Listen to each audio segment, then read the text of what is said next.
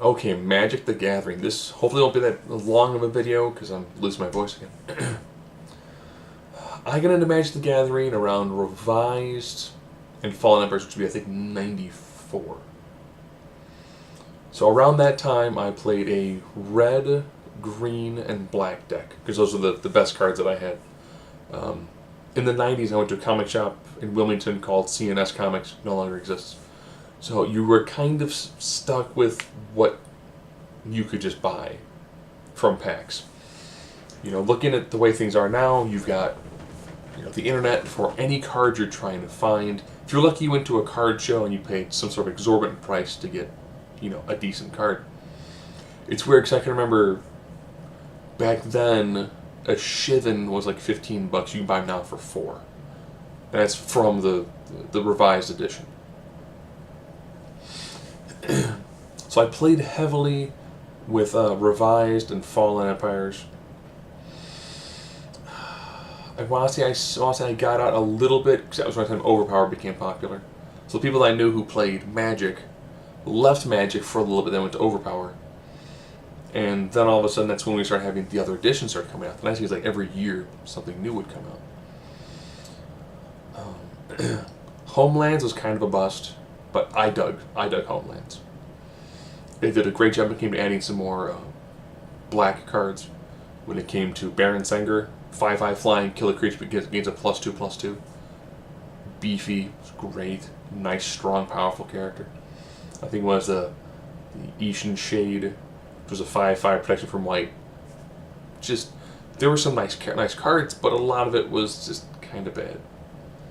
Things like I think the Apocalypse Chime, where you could sacrifice it and destroy all Homelands cards. Yeah.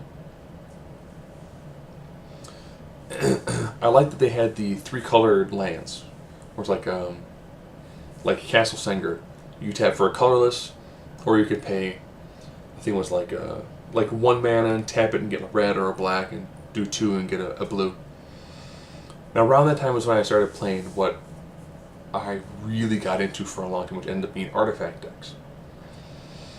Now around that time, it was hard to find the Urza lands, because they were from Antiquities, and those were harder ones to get.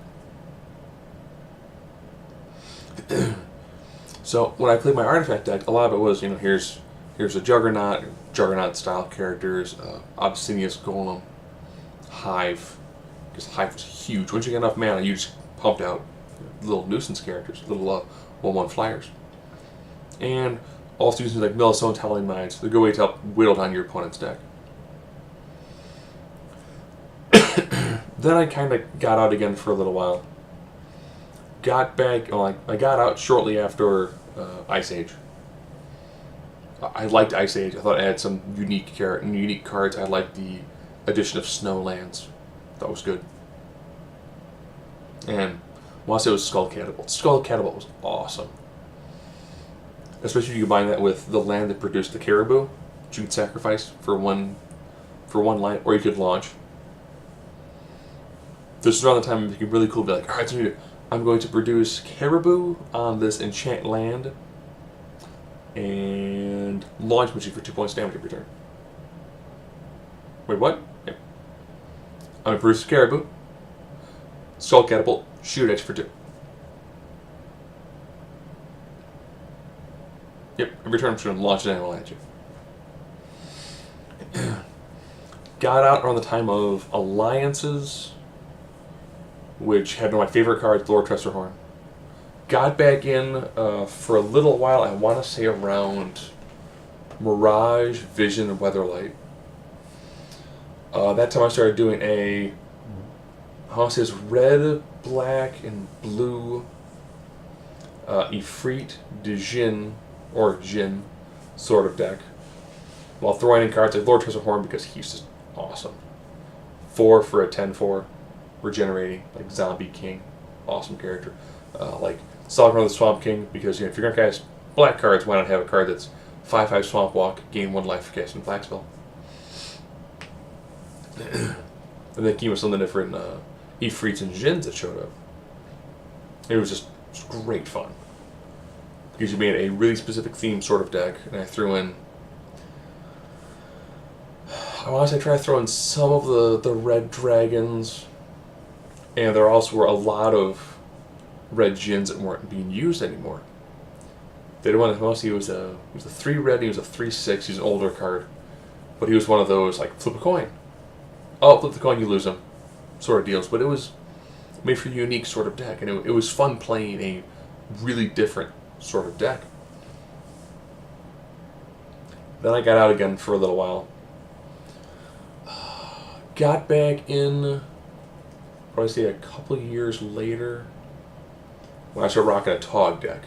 So now I got it around the time where there's a Tog for every color. So you had your Aura Tog, your regular A-Tog, your Chronotog, Necrotog, Phorotog.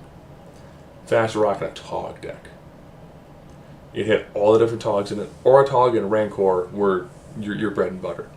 Rancor was a 1 green for a +2/+0 cured against trample, and its card goes in your graveyard, it goes back into your hand.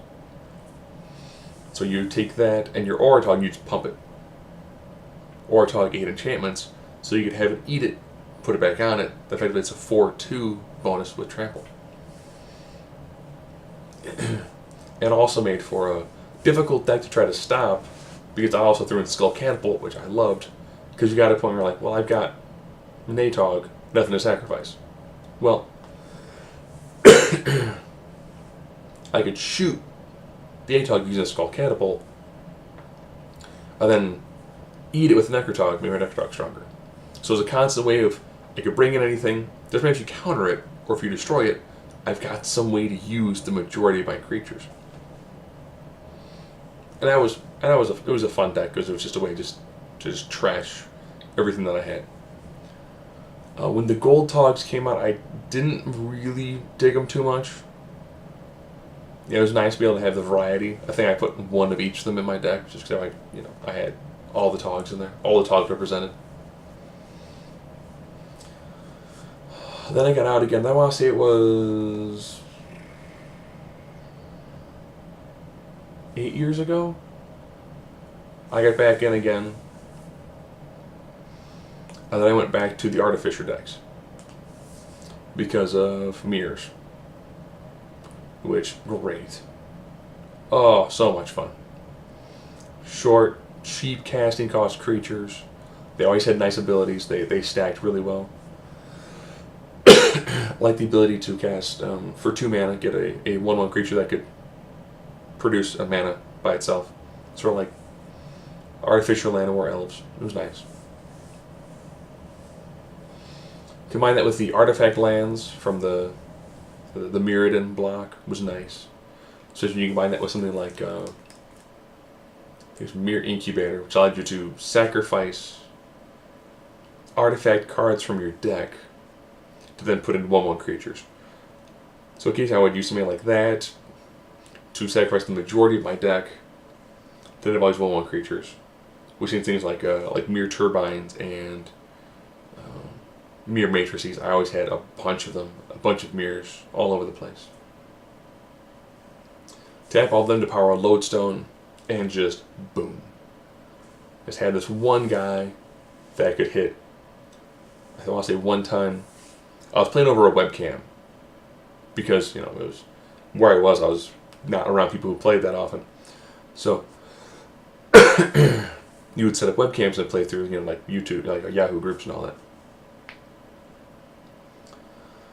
So it wasn't uncommon to beat somebody with like a 40/40 trample creature or 50/50.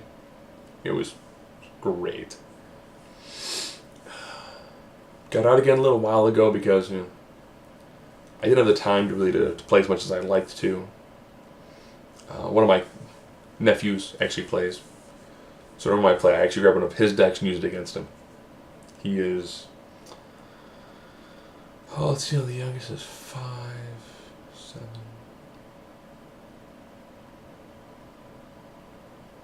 10? Maybe 11?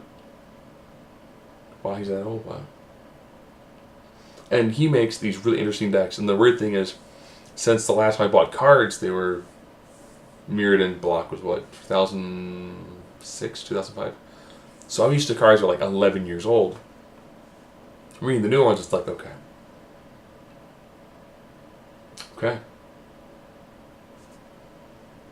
Okay. Yeah, alrighty. So when I played, I did like, well, very infrequently would I actually play in tournaments. Um, when I was in high school, there was a guy who won tournaments, but in his deck he had all 5 of the Moxes, a Black Lotus, and it wasn't uncommon for him to get, a second turn Shivan or Mahamadi out, which pretty much destroyed whoever he was playing against. So we'd face him 2-on-1, 3-on-1, and we would just get destroyed. For a while I did team play, where you do like 2-on-2, which is always fun. I did do some 3-on-3s, which are more fun. You're like, you beat the first 2 to end up taking on the top guy, which was nice. I did a lot of sealed deck tournaments. I loved sealed deck tournaments. That's where you would pay a little more money up front, and they'd go, okay, here's your 2 sealed decks. Here's some booster packs. Open it up, make a deck and play. So it required a lot more of, did you get cards that work? If you did, awesome. I actually almost won a tournament that I was in that was shortly past Homeland, because I had a Scrib Sprite with Fire Breathing. I had 1 red mana. So a flying 2/1 creature was devastating in sealed deck. I loved sealed deck, because it allowed you, if you didn't know, you didn't have all these cards that were pre-planned out. I do hit sites like Tapped Out and MTG Fanatics to look at some of the other decks that are out there. And that's when I go, man, I would just get annihilated in most of these things. I did also try to redo recently a Golem deck, which was too slow. Because I like doing more theme-based decks, but I try to make them cheap. So I might just have a bunch of, mirrors, but I'm not adding in Coat of Arms or Adeptive Automaton. I'm not adding in the more expensive cards. I'm having all just the, your cheaper run-of-the-mill cards. And of course, for a while, I did actually have, I think it was a Chroma's Monument, because it was just, all the skills that it gave a creature was just ridiculous. I don't know if I was going to get back into it again. I'd probably do maybe something like a night deck. There's enough nights that you can do one fairly cheap.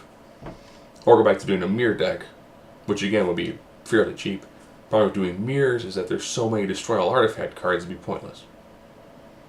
You'd be running on the ragged edge of, and you have nothing. So I did play Magic the Gathering quite a bit. As you can tell, I fell off in and out probably half dozen times. I did play Overpower for a little bit. That was the Marvel collectible card game with Fleer. That one was actually kind of fun. Especially after, as it was waning, that's when DC and Image came out. So for a while, if you had the card protectors, like Death Protector cards, where everything had a blank back to it, you actually could combine Marvel Overpower, DC, and Image, and you actually got to use multiple characters and multiple different combinations, which was a lot of fun. So that was my time playing Magic the Gathering.